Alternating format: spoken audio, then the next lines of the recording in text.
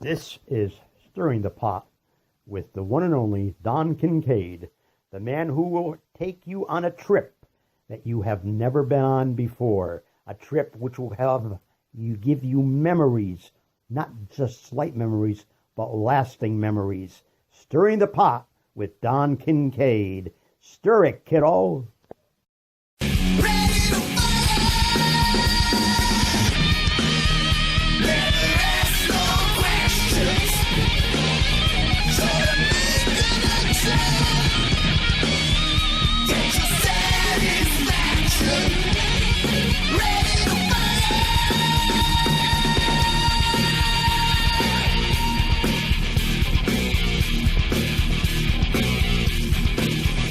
Maybe a little more straight on because, you know, I got this vacant lot going on, and I it understand. shows up a lot on camera when I'm sideways. But I never edit stuff. Okay. I just kind of... Let it flow? That's why I say raw footage of real stories. Okay. So this won't get edited. Yeah. I am here. Hey, boys and girls, ladies and gentlemen, look at who I have. This is Stirring the Pot with Don Kincaid and my ultra special guest, Mr. Tom Burke. Mr. Tom Burke, thank you so much. Don, I really appreciate your coming in and readjusting both our schedules for this. You had an opening. I did. Today, and it just so happened I had my weekly coffee and chat with the guys this morning. Nice. And was able to get out, and the afternoon is free till 3-ish. But we are on cue, and I'm looking forward to this Stirring the Pot interview. Well, I don't want to stir too much with Mr. Tom Burke because you are a fine gentleman of the industry, and I don't know a whole lot about Mr. Burke, and it is 12:30. So if you say you've got till 3 p.m., we've got so much to talk about. We got a little time. We've got so much to talk about. And I have stuff on my phone that we will be talking about later on. Very well. And like I said, I don't know a whole lot about Mr. Tom Burke. I have been introduced to you as of recently at the Battlefront Pro Wrestling shows. Right. And those have been a fantastic time, if I don't mind saying myself. Absolutely, because I want to discuss Battlefront. Absolutely. And the other local promotions. Absolutely. But that's how I did meet you. And it's been a nice relationship. And you asked, you know, if maybe we could connect like this. And I was absolutely flattered that you would pick me. Well, I've seen your other interviews. Okay. And I enjoyed them. And as I turned the corner and reached 75 in 2 years, I said to myself, and I got all my hair, and it's not a toupee, by the way. And I don't mind, I add. I said to myself, well, I think Mr. Kincaid should have a Tom Burke interview in his files. Yes. So, we are here. Yeah. And I'm really looking forward to this. Give you a little insight in my background. Well, before you start, Mr. Burke, could you tell us where we are? I mean, you can't see much of it, but we are going to scan it later, and I'm going to show you guys. This is my office. Or as the late J. Michael Kenyon said, who was the #1 wrestling historian, referred to my room as the Wrestling Shrine. Before the 2 Wrestling Hall of Fames opened up, the one currently in Wichita Falls, Texas, and the other one in Waterloo, Iowa, my room was considered to be a Wrestling Hall of Fame, and it still is, in my opinion. It's amazing. And I have stuff dating back from the 1900s to the current time, and everything. But it's a wealth of memorabilia, and a lot of it is personally autographed. I have been involved in wrestling since the age of 16, when I started writing for the magazine Ring Wrestling, and eventually became the final editor of that magazine. But and a lot of stuff in between, and doing bookings, gimmicks, and ring announcing, and etc. And it's been a good ride. As Luthez would say, it's been a good ride, and it has been. Well, you look like I've listened to. This is a much different interview than any other that I've done. Because I go for the wrestlers and managers Right. and referees and stuff, and I try to pull back the curtain of the gimmick or character, you know? But you're Mr. Tom Burke, as I've read upon, and I've even got some literature from yourself personally, which I thank you so much for. My pleasure. You are an astounding historian that dates back for quite some time. Prepping for this interview, I did research. I've listened to like a half a dozen interviews. I've read a bunch of articles. I've looked quite far back on your Facebook, on your social media. I've never done this to prep for anybody because I just do everything off the cuff and act like a silly goose pretty much. Well, Don, this will be off the cuff. I mean, you know, we've discussed earlier some of the topics I want to introduce in this and everything, but everything's off the cuff here. There's no script. It's not a work. It's a shoot, and I'm looking forward to this. And also the fact is that this is going to also allow a lot of people that know me by sight and also know me as well that haven't had the opportunity to visit the shrine. Yeah, and I have to reiterate, this room, and I don't know a lot of the old school names because I started in wrestling in like 78, and I never went back to this era that I see in this room itself is amazing. I cannot wait to show you guys this stuff. Yeah. I interrupted you by saying, where are we? Did you have a thought in mind that you were going to already roll with? And I apologize, friends. I do that. No, not the only thing. No, not really. I do want, as I had mentioned to you earlier, I want to talk about the current product, the future of the product, and the past, and how they are somewhat all tied together, but there are loose ends in that structure. And one of the reasons there's loose ends is of the product itself. Wrestling has changed. I don't want to use the word evolve, because when it evolved to me means it goes on to perfection. And I think we're losing something in the modern scope of what takes place in the ring. And that is paramount in many of the promotions nationwide. And there's a lot of reasons for that, which I don't want to raise eyebrows. I probably will raise eyebrows, but the thing is that we have lost a lot, and sad to say, I don't think it's coming back.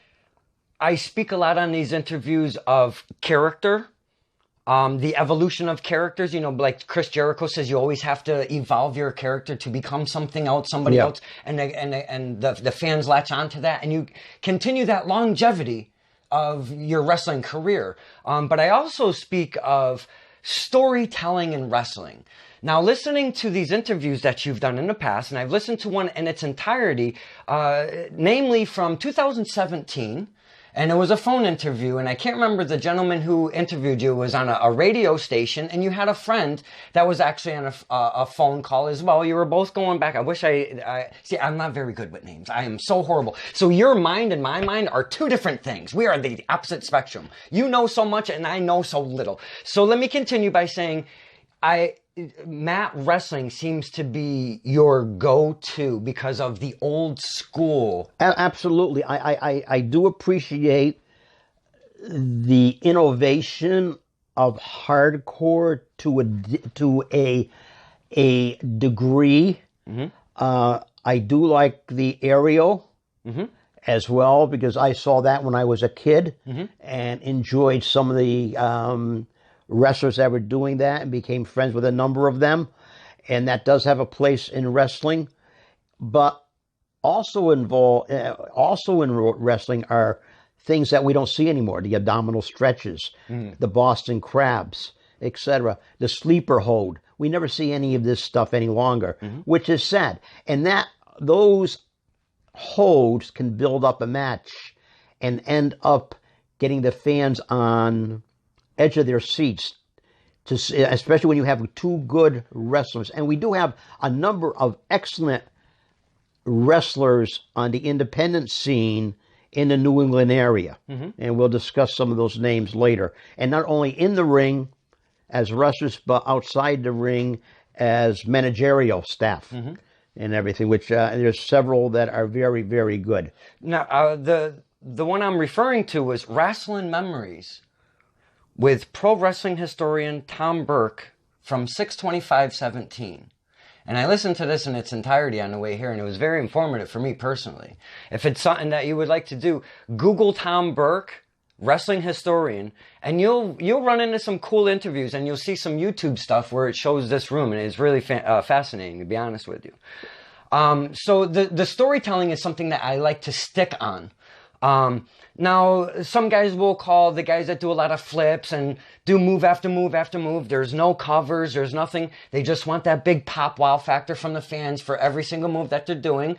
They're doing like 30 different finishers in one match, and there's never a cover. And there's only a cover maybe twice within a match. Within the industry, they like to call those guys spot monkeys. Is that something that you kind of wean away from in wrestling? That you're not interested in that kind of wrestling, correct? Could I say that? You hit the nail on the head. When you have a match and you have finishing holds from the time the bell rings to the time it ends, and no one gets pinned, the illusion of wrestling is gone, in my opinion. It's sad.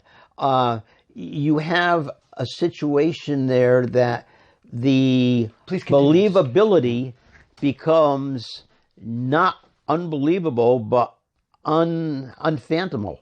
That is, it's just, this can't happen.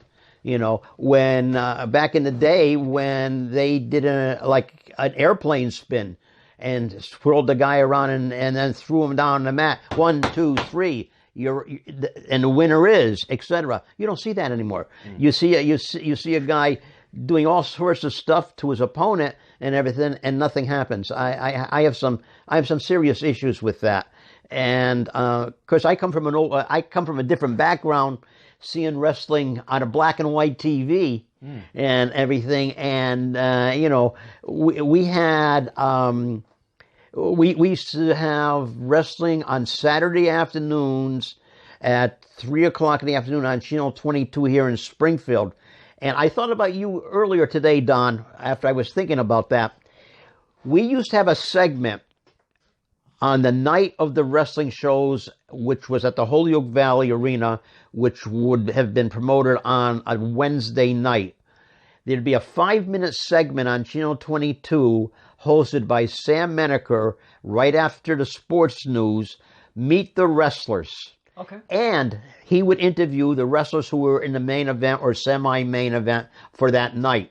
And of course, it was all local and everything. And that's something which I think overall, during the territory days, was a major plus. And we're missing that today, because today there are no territories per se.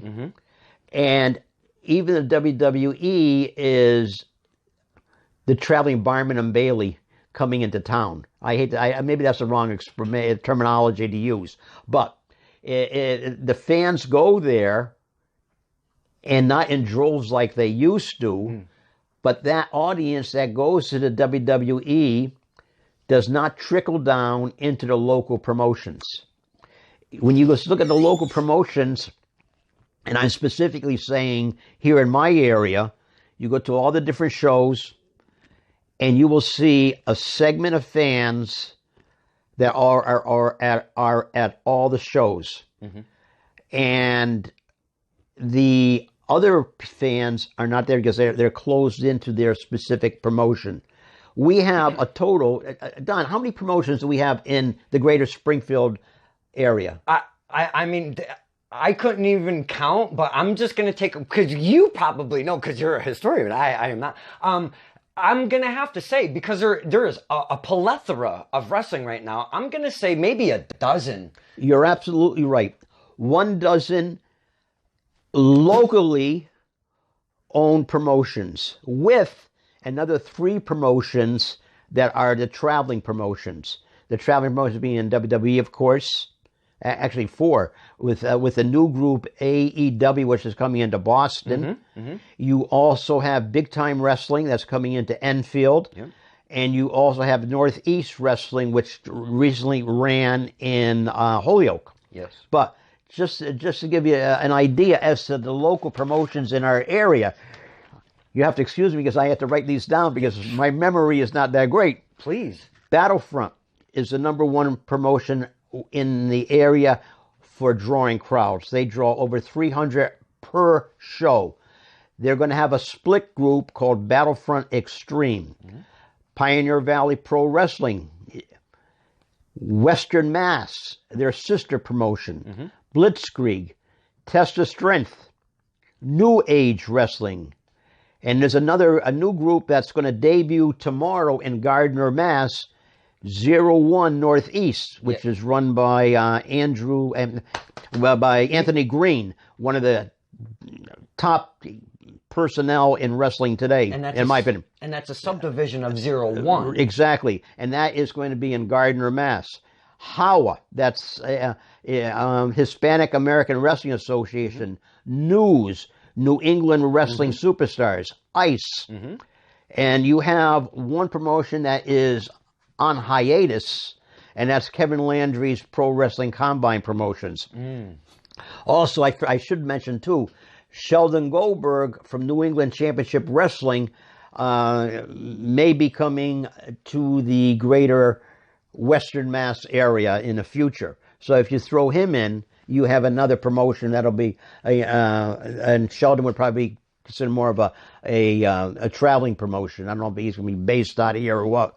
And then, this goes back to time. We've had wrestling promotions evolved over the years, and these promotions that I've just mentioned, New Age being the oldest of all of them, when it was run by, and still is being run by Dick Blake, Richard Blake, dates back to 2006, I believe, and it was called, at that point, when wrestling was wrestling promotion. Mr. Blake was very instrumental and starting the careers of a lot of the guys that are involved in wrestling today locally. Tunis, for one, as well as, God, I can't think of his name now. My mind is gone. I'm sorry about that, folks. Your mind is sharper, way sharper than mine. No, but there's Marshall McNeil, who is one of the greatest managers that I have ever seen. Such a character. He's a character. He's a great guy, and such a freaking talent. And wise enough to know to step back when he has to. That's important. But overall, wrestling has been a fixture in Western Massachusetts. And one promotion which I got involved with back in the day, and that was the EWA, that's Eastern Wrestling Association, and that was by Doc Heresy. And I was invited to go to a show, totally by, this would have been 91, by chance. The NWA came to Boston for a wrestling show, and the next night was Springfield. Gary Michael Capetta was the ring announcer. He could not do the show, and they asked me if I would do the show for the NWA show in Springfield, which I did. So I did the show, blah, blah, blah. They were very generous, thank God. I probably should have asked double what I asked for. I asked for 50. I should have asked for 100. But that's beside the point. So went back to work, and these two guys are looking at me at work. And when this guy comes up to me and says to me, "Were you the ring announcer at that wrestling show?" I said, "Yeah." And we started talking and everything. And his name was John O'Connell. Well, John says to me, "You know my brother, Jim?" I said, "No, I don't know who he is." He said, "Well, he's involved in a local wrestling scene."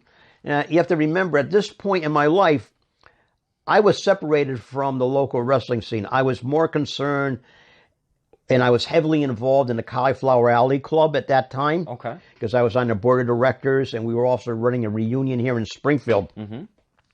So one thing led to another. We started talking. So he calls his brother, and there happened to be a show the next Friday night at the Ludlow Elks in where Battlefront runs. Okay. So I went to the show and went in, introduced myself, and I met Doc Heresy, and I met a fantastic young wrestler who was on the card, and his name at that point was Antonio Thomas, who is a golden talent of wrestling ability. And his current ring persona is Tom Santel, and he's just phenomenal. Isn't he?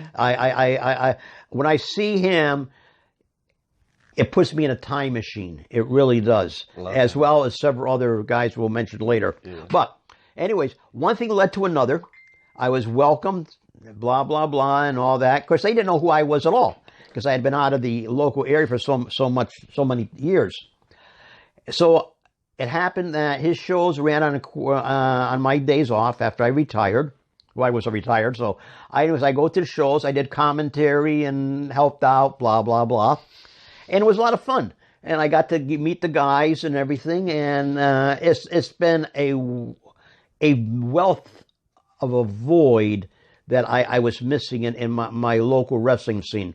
Because prior to that, back in the 1970s, I got involved with a local wrestling promotion here called Big Time Wrestling. Not to be confused with Terry Allen's Big Time Wrestling. And this was a local group out of Springfield, which happened to be a Latino promotion, Hispanic promotion run by Tony Rivera. Diamond Dallas Page had his second match in Holyoke, in Springfield, at that show for Big Time Wrestling for Rivera. And there are other guys, Bobby Whitefeather, Paul Moret, and a few other guys. Oh, Buck Slattery, who, if he didn't have if he was involved in that tragic accident, he would have went far. He would have been a major, in my opinion, a major source of wrestling draw. Sad to say he passed away at a very young age. But overall, wrestling has always had independence in the area. Back in the 1940s and 1950s, even in the 1930s, you had the main promoter was Paul Bowser, who was out of Boston and running at the Holyoke Valley Arena. He had all the big names: Steve Crusher Casey, Dan O'Mahony, Yvonne Robert, all these big names, Luthez, Ed Strangler Lewis. But there were also little spot shows run by independent promotions. In one show, I recently recovered back in 1948, that there were 3 shows in one day, one night, within a 20-mile radius of the greater Springfield area. And that's phenomenal. And on one of the shows, one of the guys that was wrestling in Holyoke at the Turnville Hall, which was a hall that Doc Heresy used, was a guy by the name of Max the Panther, who went on to become this. I'm dating myself here. It wasn't 48; it was 38. Went on to become Karl Komikoff, who's a local Holyoke boy, who became the prototype for the Superman comic book. And it's just phenomenal stuff. I'll show you the picture of him later. You are amazing. You say your mind's not... I am so just blown away by the information that comes out of Mr. Tom Burke. Yeah, but Diamond, I can't find my keys half the time. That is amazing.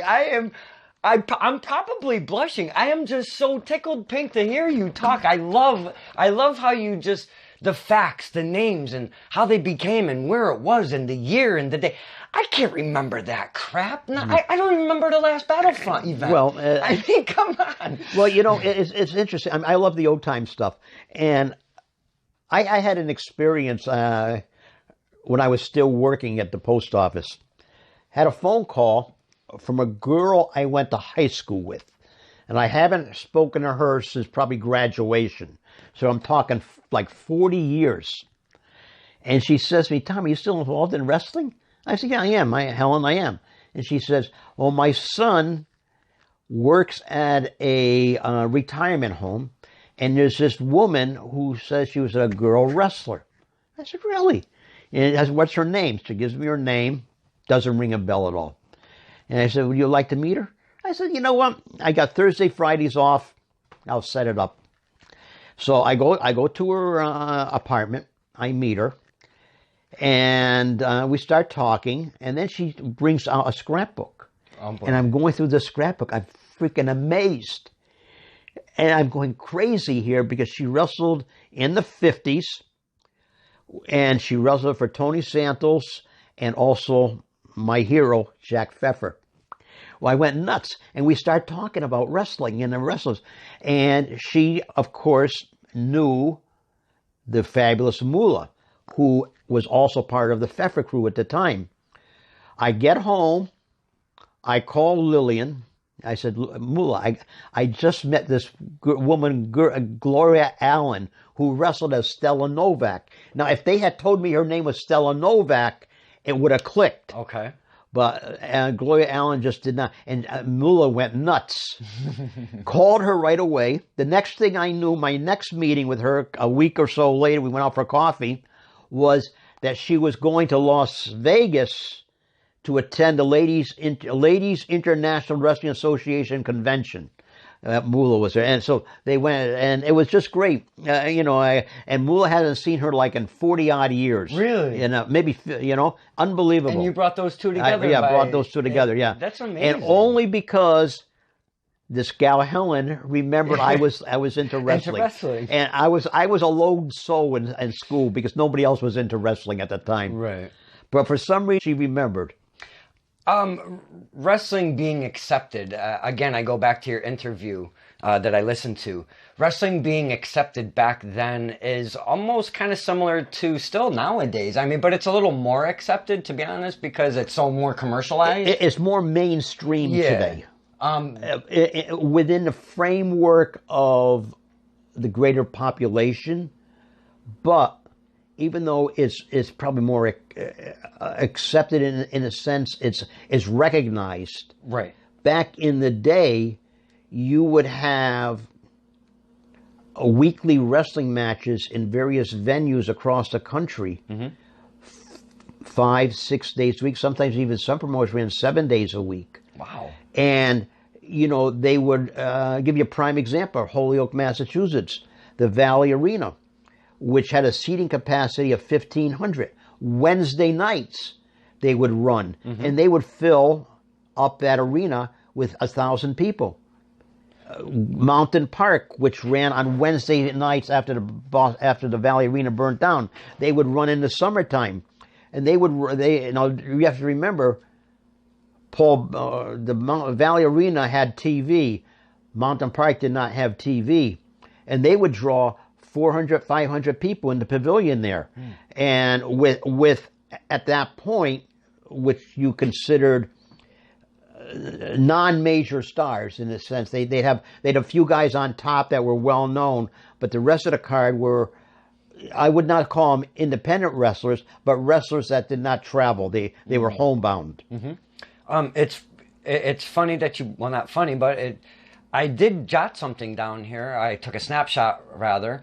The month of July 19th, then this is from Mr. Burke's Facebook page. The month of July 1959 was dark for professional wrestling at the Holyoke Valley Arena. Could you describe what happened? You just said it was on fire? Is that? No, that was in 1961. It burnt down. There was no AC. Oh, and really? They closed down the arena for boxing and wrestling in the summer. So it went dark. I got you. And the Valley Arena used to be an old factory, a gas company building of some sort. I'd have to go back. My memory is lost there. But it used to be an old factory type thing. But I still remember going in there when I was a kid at 13 years old for my first wrestling show. And that's something I'm bringing up here. On December 29, 1959, I attended my first live wrestling event. I have posted newspaper clips for the last 5 months leading up to June. However, the lights went out at the Valley arena in June 1959 with no wrestling. Yeah. Very, very interesting following this guy and reading up and stuff. You fascinate me, sir. Oh, thank you. Thank you. I fascinate myself at times, too. It's because of the I knowledge. fascinate myself. I can't remember things. Like, where the hell are my car keys? It's just the amount of knowledge that you have over the years. And I'm going to, because, you know, I don't have any formula and I jump all over the place. I've also jotted down here, at the age of 12, in 1958, you've watched your first wrestling show on a Zenith's black and white TV. And if I remember correctly, I don't know what the match that really sparked you. Do you remember that show specifically that you watched, or? I can't. Yes, to a degree. When I was 12 years old, that would put me in sixth grade, I think, or something like that. And all my buddies were all talking about it on Sunday morning, about the wrestling show on TV. And I walked in. I can still visualize this. I went to Holy Name Catholic School, which is up the street here. That's when we had like 60 kids in one classroom, and we'd have double grades. So we'd have 120 kids in the sixth grade split. Wow. Sunday mornings, we'd go to Mass, and before Mass, there'd be a cluster of kids hanging out, talking before Mass or even after Mass. And one of the kids, they were talking about wrestling on TV. And I said, geez, I'll have to watch it next week. I watched it the following week, and boom, I went nuts. And it was, I think, what sparked my interest, being of Irish Catholic heritage. Pat O'Connor was one of the big draws at the time, and his feud was against Killer Kowalski. Oh. And they were pumping this up for a match at the Holyoke Valley Arena, as well as other venues in New England. That sparked my interest. Well, years later, I got to meet Kowalski. I also got to meet O'Connor. The heels were always the best out of the ring. The baby faces were, shall I say, I don't want to use the word, but I'll use it. Go ahead. They were not exactly people. Oh. I was extremely disappointed in O'Connor.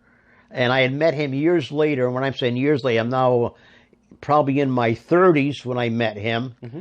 Kowalski, I met in my teens and everything, but he was a gentleman, and I became very good friends with Walter over the years. I traveled with him. I helped them book shows. As a matter of fact, we have the Killer Kowalski promotional reunion coming up on September 21st in Norwood, Mass, which I'm going to. And seeing some of the old guys. But getting back, I'm jumping over here. That's okay. That's what we do.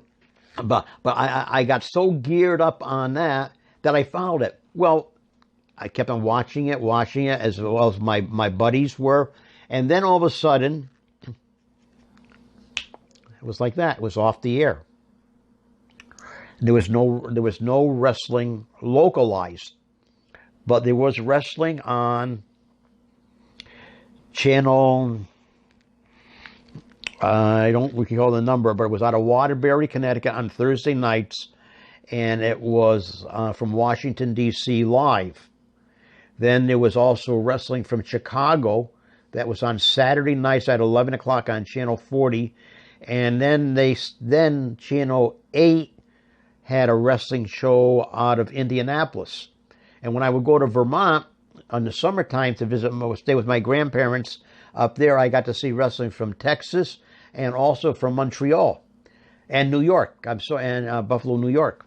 So I got to see all these different combinations, and I just got intrigued in it. And one thing led to another, and then when high school came, and I ended up said, "Gee, I could write a column." So I jotted off on the typewriter and sent it in, and next thing I knew, I got a letter from Nat Lubay from Ring Wrestling Magazine thanking me and asking me if I continue to write a regular column. It was called The Wrestling Beat.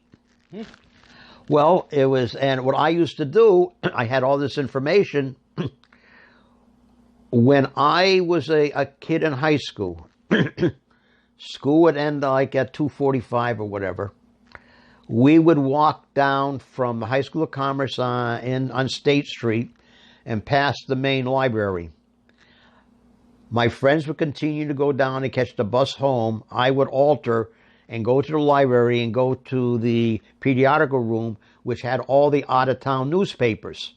And I would go through the newspapers looking at all the wrestling ads and results, etc. And at one time, I'm in there looking at it, and I turned the page for the Toronto Globe and Mail, and I blurped out something. I said, oh shit. Luthez had beaten Buddy Rogers for the NWA World Heavyweight Championship. That is no shit. But the librarian lifted up her, shh, we don't allow that language in here. But, you know, I thought I was going to get banned. But it was funny, you know, and, you know, so that was my routine. That was my routine. And then as, you know, years progressed, I got involved more and more in it. And then I had the good fortune of meeting some people locally in wrestling. Two people that were instrumental in helping me was Al Mercer, a wrestler from the 1930s, who was also a semi-professional baseball player. Okay. And also Tom Mortimer, who was the ring announcer locally, who kind of took me under his wing. He had a young son, Jimmy, who, had he been alive at that time, would have been my age. Jimmy was, sad to say, killed in a tragic car accident by a drunk driver. And Tom never got over that. And when I came on the scene, he kind of took me under his wing and introduced me to people, introduced me to Bull Curry. And when I was a young kid, and, you know, I was, well, not a young, well, I was a young kid. I was maybe in my junior year in high school, so that would have put me at like 16 or something. So, you know, but overall, it was an interesting time and everything. And I've always been grateful for those gentlemen to take their time and not just rushing me off.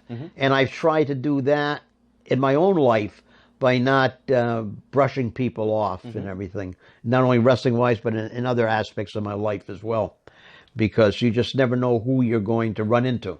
Well, it's kind of funny you say that, because that's how we met. We just bumped into each other. I believe you're actually talking to Mr. Dan Gorer, and you're in conversation, and he introduced us, or I'm almost positive that's how it ended. And I never thought about, you know, who Mr. Tom Burke is, but then show by show, I'm like, who is this guy? Everybody loves this guy. So I started asking questions, and then I kind of started getting some information, and then we started talking a little more regularly, and it's become pretty nice. And I always appreciate your time. Well, what it is, I'm very low key at Battlefront. I swap a few ideas with them and everything, and the Battlefront show, as I had mentioned earlier, is no doubt the leading wrestling promotion in the area attendance-wise. It's just phenomenal what they draw. I just shake my head every card, and it's going to continue that way. I do believe that this offshoot promotion that they're having, Battlefront Extreme, will end up having that ECW theme, whereas I'm hoping Battlefront will excel and also develop a better mat talent wrestling. Let's put it that way. That's why keep my fingers crossed. Hear that, Mr. Gore? Because they've changed from, because I've been there since the very first show. Yeah. And again, it was like 10 inches of snow. It was coming down like a bat out of hell. I remember that, yeah. And I drove from Bristol to go to that show, because it was a show that was canceled that day. So that's how I found Battlefront. But I've gone to every sellout There's people standing against the walls almost like Every every show. single show. Yeah. And I'm happy for them guys to pull in such a crowd Well, like that. yeah, the thing is, and I have explained this to other people about the promoters themselves compared to other promoters in the area. And this is not knocking any of the other local promoters or anything, but with the Gore brothers that are running this ND, they have a sense of community, and they're a little older than a lot of the other local wrestling promoters. They're very interactive with their local community and the clubs where it's been held at the Elks, and it's like a political thing. Dan is out there shaking hands with the fans. He knows everybody that comes in, and that trickles down to other people as they come in and everything, and they see this and they feel welcomed. Whereas some of the other promotions, the promoters are not that involved with the local fans as they come in. They're a little standoffish and everything, and maybe because of the age gap and everything. That's just my perception, and then also the fact is, and I had brought this up on my Facebook page, even though Battlefront has an excellent attendance record, I look at the audience and I see a segment of the audience that is missing. And I've polled friends of mine across the country and also overseas and find out if this is the same trend that has taken place. And the majority of the answers that have come back is yes.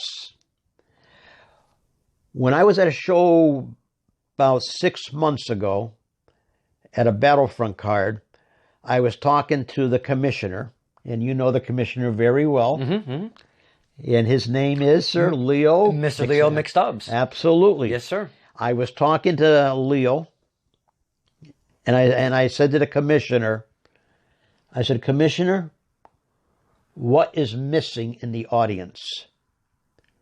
He looks around, says, what do you mean? It's a good house. I said, it's a very good house, but I'll tell you what's missing. And I point to the official second for Battlefront, Mr. Young Josh, who is 15 or so. We have him. You have 300 fans out there, and you have maybe 4 or 5 other teenage boys, separated, not coming in as a group. That segment is missing at Battlefront and missing at other local promotions. We are in a transitional period where we're losing, or we may be losing, a whole generation. And a lot of this has to do, I think, when the kids are homebound and doing all this. And I saw that at a wrestling show within the last 2 months, where a young lad, I would say probably about 13 or 14, took out his phone, starts playing a video game, and 3 other kids come over and join him. So, wrestling is going on in the ring, and they're more involved in a video game. The attention span of the youth today is very short. And of course, could it be the product in the ring? Could be. But overall, when you have a crowd of 300, you should have at least 15%, 20% of young teenagers there. And you don't have that. Obviously, technology has changed everybody's absolutely. interaction and stuff. Do you feel, since you're on that topic, do you feel that's hurt or helped wrestling in the years that we're at now from where you were, some years back? It's helped in some ways, in a sense that it has allowed me to network with people that have the common interests of wrestling from the past that I would have never had contact with.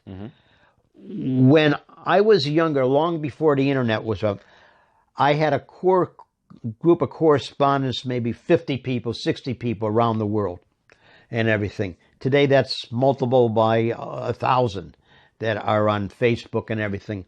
And as you had mentioned, my Facebook page, I love to post nostalgia, and I love to share in my collection with the general public, and also the history that I have. I like to share that with. And there's other friends of mine that do the same thing. My friend George Shire up in Minneapolis, Minnesota, he does the same thing. Excuse me, George, you're from St. Paul. So, anyways, he's the AWA king. He knows all this stuff. And there's other people too that do the same thing. Scott Teal from Crowbar Press. He posts every day, great stuff.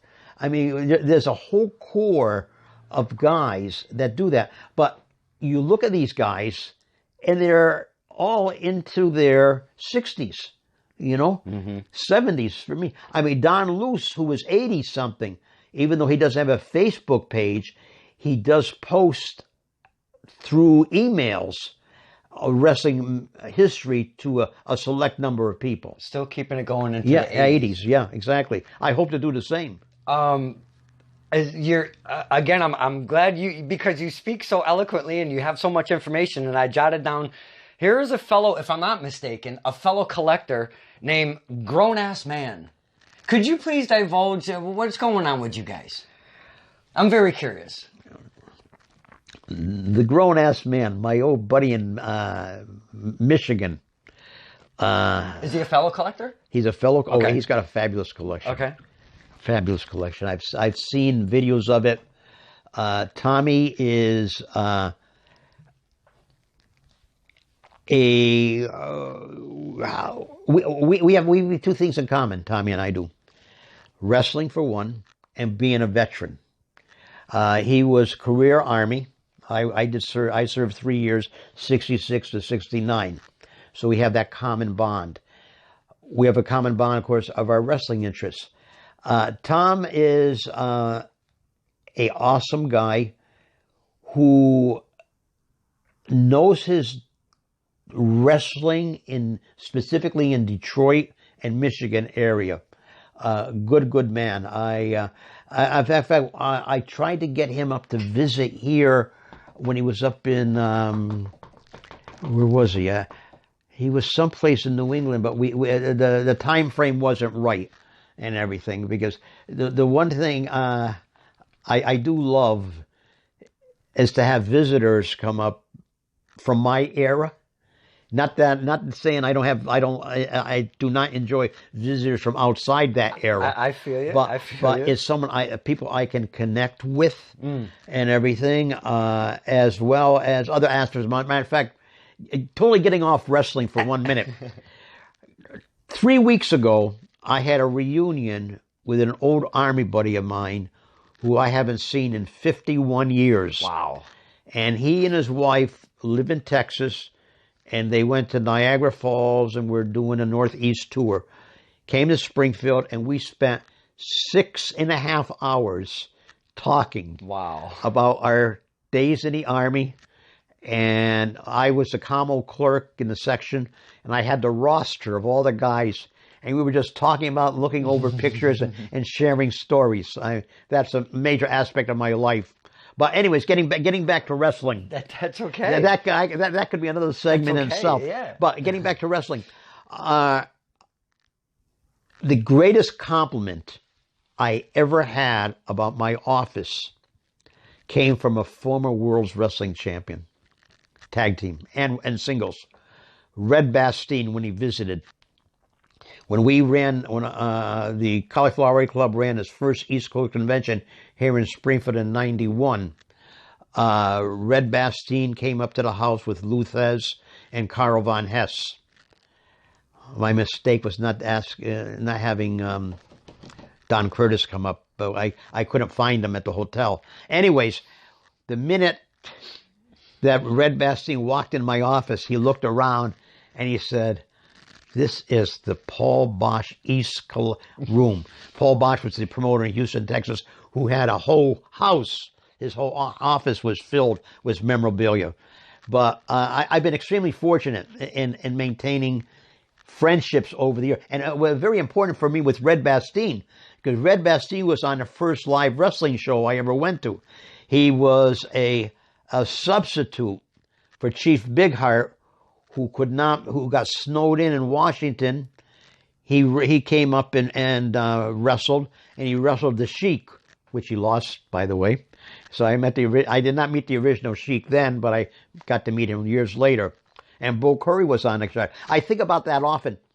The wrestlers on that first event I went to in 1959, I got to meet, I believe it was probably 6 of the 8 wrestlers that were on that card, and 3 of them became friends. Bull Curry, Red Bastien were phenomenal friends. And when I was in the Army, I met George Bolus. And people say, who's George Bolus? Old fans will remember him. He was the Zebra Kid. And I met him in Cologne, Germany in 1967. No, correction, 1968 I met him. And we reminisced about wrestling. And I had mentioned to him how I met him inadvertently at the Holyoke Valley Arena when I was a 13-year-old kid and ran into the dressing room thinking it was the men's room. He threw a boot at me. Get the hell out of here, kid. But that, but we chuckled over that, and he was very gracious. After the show, he asked me if I wanted to go out and have a brewski, which we did. And he was a former AAU wrestling champ. He was a shoot. He was not a work. Big guy in his later career, of course. Had I known more about his career when I was there, meeting him and talking to him, I would have focused on his times when he was with Jack Pfeffer. But that's sad to say, that's long gone. You mentioned Cologne, Germany. Yes. And listening again back to some of the media that I've did some research on, I found that is where you say the greatest match ever was. Could you please tell us and describe? In my opinion, the greatest wrestling match I ever saw was between Billy Robinson and a Hungarian wrestler named Gideon Gaida. And they wrestled for like 90 minutes. Really? 90 minutes? There was in rounds, but it was all accumulated to about 90 minutes of mat wrestling. Wow. Phenomenal. And both of them totally amateurs. And Gusto Kaiser, who was the promoter of that wrestling tournament, said to me in an interview that his wrestling matches were 90% wrestling, 10% show. And that's exactly what it was. When I met Billy Robinson years later, at the Pro Wrestling Hall of Fame, when it was located in Amsterdam, New York, I brought that up, and he told me he earned his paycheck that night. He wrestled Gideon Gaida. He's phenomenal. You mentioned rounds. Could you tell us, what do you mean rounds in wrestling? Okay, rounds in wrestling was something that took place in England and also in the European, in the continent, but not totally in the continent, only in several countries, Austria and Germany, and I believe Switzerland as well. The others were like 2 out of 3 falls, etc. Okay. The wrestlers would wrestle like for 5 minutes, 10, or I believe it was 5 minutes. I'm not 100. I'd have to look back into my book, but I think it was 5 minutes, and boom, boom, boom, And then some matches were American style, and where they would not have the round system. Okay. But that was predominantly in England, and that no longer exists, as far as I know. I'm gonna, again, because I jump, I've seen a picture, and this is a throwback, and this shows a picture, and I'm gonna try to zoom in and see if the camera even catches it. This is 1979. My ring persona, and I don't even know if I'm going to say this correctly, Ludwig von Spechter. No, it's Ludwig von Speicher. That is spicy. I would like to point out the year I posted, 1979. I was duly informed it was an error. Oh. By Bobby Fulton. Okay. It's 1977. 1977. And I'm going to turn this around. And I don't know if you're even going to remotely see this or what's going on, but if you don't, you got to go check this out. Tom Burke on Facebook. Go look him up, man. We have to digress on this. You were a wrestling persona, please. And I'm going to check my equipment. I'm a one-man show. So if you digress on this, wait. Ludwig von Speicher? Speicher.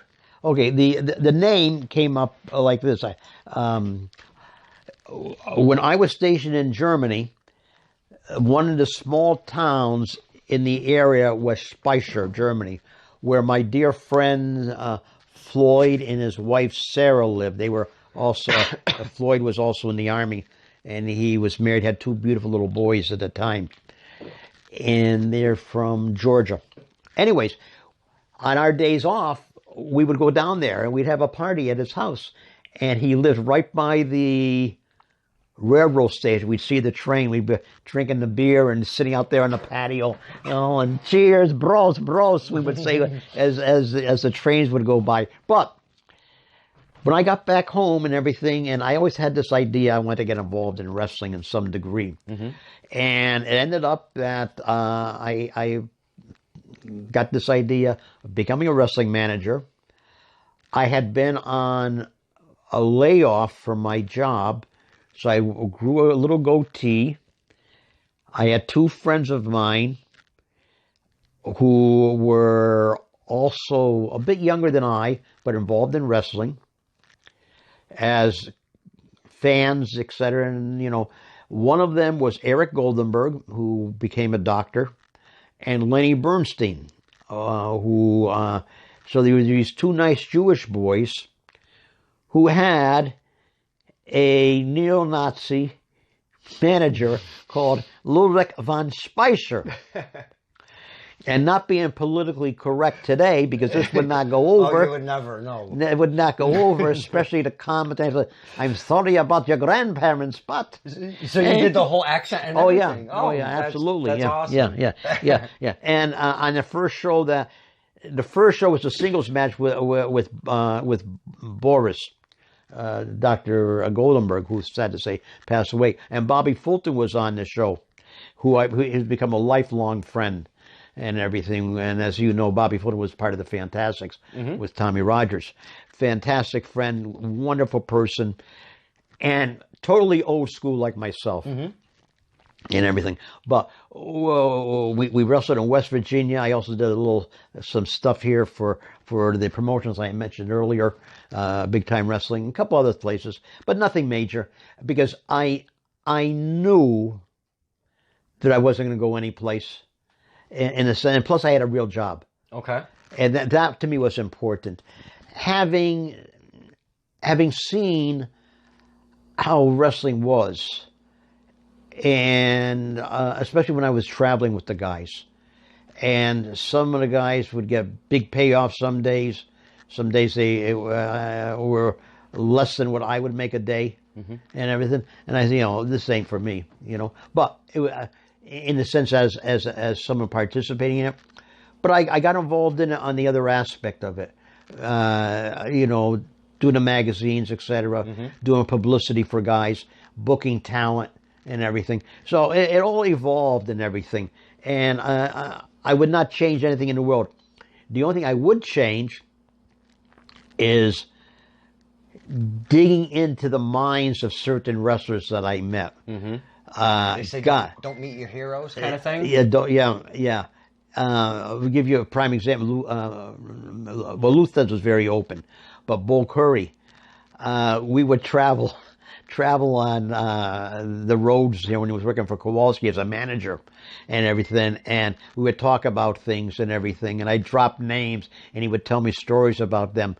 But, oh, God, if I could sit down with Bull now, I would really, really go into depth. Karl von Hess was another guy who was the premier German heel back in the 50s. We had 3 German heels that were really big in the 50s. You had Hans Schmidt.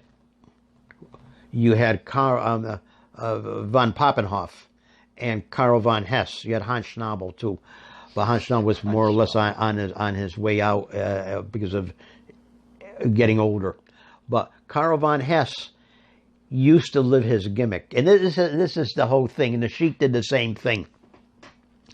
These guys were so much into their gimmick that they lived it day by day, 24/7, and everything. The Sheik had a American Express credit card with the name A Sheik. Because you just couldn't have one word. It had to have A Sheik. Even though I did hear that the Brazilian soccer player Pelé had just Pelé. So who knows? But anyways, Karl von Hess was a person who I got to know at CAC back in the late 80s, and we developed a wonderful, wonderful friendship. And I'll show you his memento that he gave me when I visited him. And he was just a phenomenal character. And he was one tough guy. He was a shooter, you know. And of course, Luthez, and you know. But you know, I've had the opportunity to meet these people, form friendships, sit down, break bread with them. And you know, that's from the days of yesteryear. But even in more modern times, I've been able to meet and establish friendships with guys that are more current. Mm-hmm. One of them, William Regal, his lordship, as I call him, and everything. I met him when he was in 1991 when I was on vacation in England. And I was introduced to him by our mutual friend, the Mongolian mauler, Peter Miller, mm-hmm. who is a boy out of Rochester, New York, who used to come down here and with Tim Flowers. I got Timmy Flowers booked here for a couple of Latino promotions back in the day. But Mr. Peter R. Miller introduced me to Steve Regal at the time. When he was Steve Regal then. Now we know him as William Regal. Mm-hmm.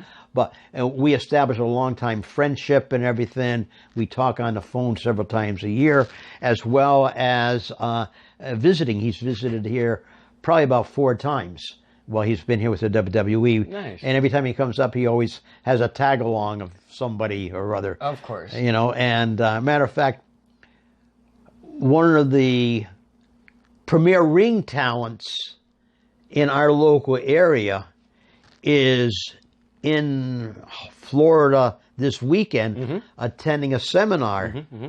And that individual, I told him to say hello to his lordship for me, and that happens to be Atticus Monroe, a.k.a. Mr. Joey DiNucci. Yes. And who is, in my opinion, one of the best members of the entourage of outside ring talent. Mm. He's phenomenal, in my opinion. And the other 2 individuals that come in that mode, Joey Eastman's another one who has a long record as being a top manager. Mm-hmm. And of course, we mentioned earlier the fabulous, the wonderful Marshall McNeil. And you know, these guys are phenomenal. And I just wish Joey DiNucci, Atticus Monroe, all the best. I can't wait. I hope it's good news, because Mr. Atticus Monroe has an amazing personality.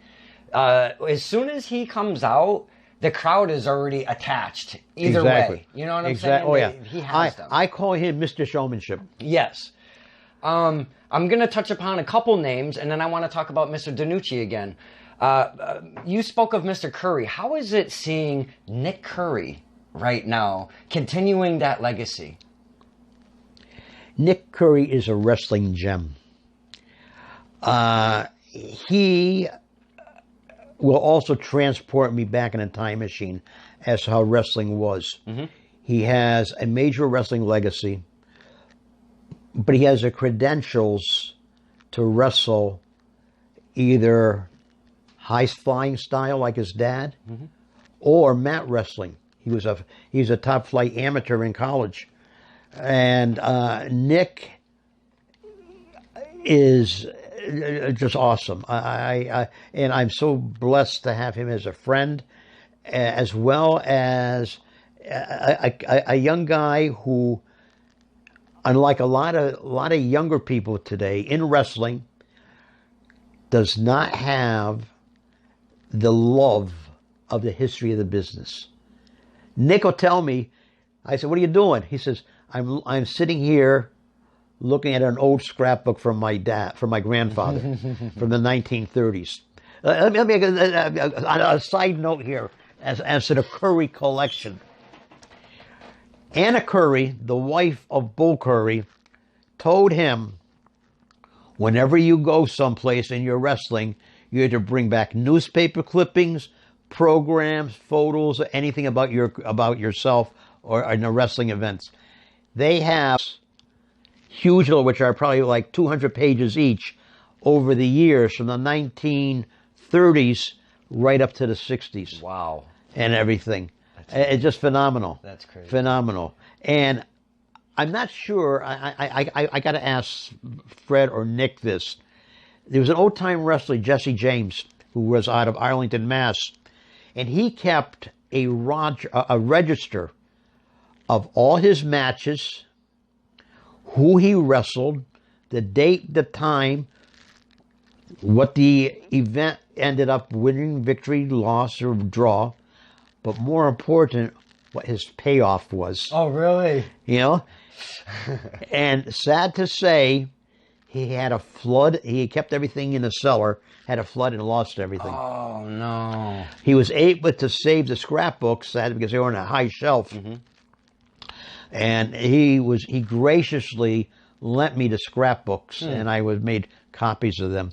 But I'm off track. Getting back to Nick Curry. That's okay. Nick is definitely someone to keep our eye on. And I know he's going to be on the show in Gardner tomorrow afternoon, rather. Yes. And he's going to surprise a lot of people. He's going against Wheeler Yuta because Danny Miles has been injured. Yeah, Danny's been injured, yeah. And now he's going against Wheeler Yuta. I mean, it is my birthday tomorrow, but the Radish sisters... How old are you going to be? I will be 49 tomorrow. Gee, I thought you were going to be 24. Oh, thank you. I appreciate it. But this vacant lot says different, you know? The Radish sisters, I don't know if you're familiar with. I know the Radish Laura sisters. Radish, and I wear them on my sneaker all the time. Okay. Got a little Radish thing. Wait a minute. Pick that up again. Yeah. Hey, ladies, did you make this button or did they give that to No, you? they gave that to me. And Hey, ladies, I want a button, okay? Yeah. I got to put it up on my wall here. There you go, for your collection. Yeah, right here. Right here. I got all these see? here. Yes, excellent. Radish sisters, Laura and Dawn Radish. I love them to pieces. They're so good to everybody around them in wrestling. They're throwing a birthday party for me tomorrow at Martin Park in East Hartford. They're doing a barbecue and stuff. Oh, wow. Yeah, because Tessa Strength was supposed to do an event. Right. But then they're doing their house shows, so they canceled that to do another house show coming up. So there's no training day until October. Okay. So we're going to go to Martin Park tomorrow and have some fun. Good for you. Yeah. So, please give them my personal fondest regards. I will, and I'm going to get you a button tomorrow. Absolutely. Another name I want to mention, and this is a big one. Lou Thez used to come to you. I was reading some stuff, because it's so easy to Google nowadays. Lou Thez used to come to you personally and ask you information of different wrestlers to see if they were, I guess, worthy to book on his shows. Am I correct with that? Yes, to a degree. Lou was doing a tour to the Middle East, I believe it was Dubai, or Kuwait, one of those countries. He called me up and he wanted something unusual. And I said, you know what? I got a guy out of New York, Bobby Cortez, who wrestles as Bobby Whitefeather. I said, he's a high flyer. He's got the Indians thing. Lou thought that would be perfect. He ended up going over with Lou, and Bobby did well. Bobby also went to Japan for IWE. I got him booked there. But that and let's see, I'm trying to think who else I booked for Lou or suggested. I think he was the only one for that tour and everything. But yeah, Lou and I had a very good relationship. Very good I still remember the day he called me. I was going to drive to that, so thank you for continuing. Please do. The phone rings. I pick it up, and I had met Lou a couple times prior. And he said, I said, hello? He said, Tom Burke? I said, yeah. This is Lou Thez. I said, oh, shit. Could you imagine? I mean, holy crap. You know, I said, yeah, Mr. Thez. He said, no, it's Lou. So he says, you know, when we met, and this was a year earlier, he said, I wanted to thank you for sending me the material that you sent me, but I'm looking for something, blah, blah, blah. I said, I have it. So boom, boom, boom. One thing led to another, and we formed a working relationship and friendship. Wow. And everything. And I you know, I had an incident years ago. If I got to stop and think, 12 years ago. I met someone I went to high school with who was a big baseball fan and loved Ted Williams. And he says to me, Tom, are you still doing that wrestling shit? And I said, yeah, I am, Bootsy. What about? I said, a matter of fact, I was the second eulogist at Killer Kowalski's funeral. I said, did you do the same thing for that baseball player you like, Ted Williams? He told me to go F off. Thank you. I'm going to get back to the Atticus Monroe thing. Having a relationship with these guys that you do, Mr. Kowalski passes, that for you being like the relationships that you've earned, yeah, the relationships that I've established over the years with a lot of these guys, it's a family thing, really. When Walter died, when Lou Thez died, when Bull Curry died, that hit me. It really hit me big time. The other one too was when my friend Carl Von Hess passed away. And Al Costello, that was another one too, and Dr. Jerry Graham. And as a matter of fact, Dr. Jerry Graham was in a coma. And my friend Kurt Brown gave me his number where he was in hospice care, whatever he was. And I called, the nurse picked it up. I said, I'd like to speak to Dr. Jerry Graham, or he can't speak. I said, could you put the phone by his ear? And she said, yes. So she did, and I said, Doc, this is Tom Burke. Think of this, Rocca. Because he had a major feud with Argentina, Rocca. And I thought that might be pop him out of that. Sad to say it didn't. But, I mean, and when Fabius Moolah passed away, and Cora Combs, when she passed away, I mean, they were all good people to me. I mean, Mae Young was another one. I was extremely blessed meeting my heroes over the years. I'm deeply concerned over Danny Hodge, who is not in the best of health and everything. And Danny Hodge is one of those guys who was a shooter, had a great sense of humor. About 10 years ago, I was at the Gulf Coast Wrestlers Reunion, and I'm sitting between these two wrestlers that I did not know. They were Southern guys, but they were older fellas, and Danny Hodge walks up to me. He says, that's my chair. where I was sitting. I said, "This is your chair? Listen, you're going to have to take me out of this chair. I'm going to get out of this chair. I'm going to beat the shit out of you and wrap you up."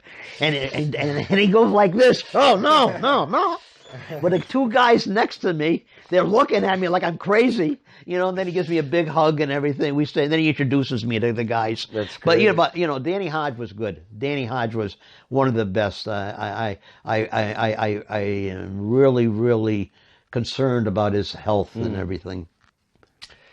I'm going to bring this back to not per se Atticus Monroe, but the managerial position in general. It's a missing element that we don't have. Oh, absolutely. Absolutely. We have, and I'm talking right now in the major outlook of WWE, you have Paul Heyman with Brock Lesnar. Mm-hmm. But you don't see the activities of managers in the past at ringside. Right. I was really thrilled to see the interaction, and I don't think he was even acting as a manager at that point at the Battlefront show, and that was Mark Haggerty. He was being manager. He was a manager for Ariel and Nash. Yes, and he was choking. I complimented. I said, "This is great stuff," and that is something that other managers should take heed of and utilize. I already mentioned Atticus Monroe, a hell of a talent, who, in my opinion, only one I want to say issue. The crowds love him. He doesn't have that heelish thing. I hope he can bring that out, Joey. Bring that out and make sure do something to have these fans hate you as a son of a bitch that you are. Thank you. Well, I am almost for certain that's what he's always tried to accomplish.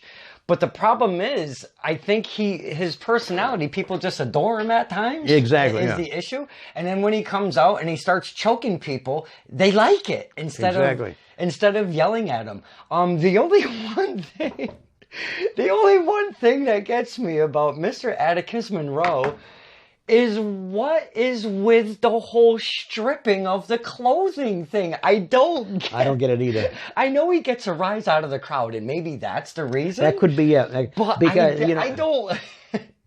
Yeah, I don't know. But Atticus Monroe, I'm going to give you a little advice. Continue doing what you're doing. Yeah, man. Add a little more heat and heelness to it. Yeah. And flip off a few people. Maybe that'll get you the heel element you need. But he's a hell of a talent, and I'm looking forward to the day when he's back in the corner in the local area. Definitely been missed. Exactly. Definitely been missed. So I was glad to see the news that Atticus went down to Florida.